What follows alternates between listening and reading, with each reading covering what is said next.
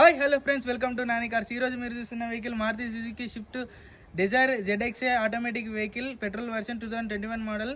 కేవలం 1,10,000 కిలోమీటర్స్ మాత్రమే తిరిగిందండి. బండి గుడ్ కండిషన్లో ఉన్నది, ఎక్సలెంట్ టైర్స్ ఉన్నాయి, ఎక్సలెంట్ ఇంజన్ కండిషన్లో ఉన్నది, మరియు మనకి అలొయ్ వీల్స్ వస్తాయి, పుష్ బటన్ స్టార్ట్ వస్తుంది, ఏసీ మంచిగా ఉంది.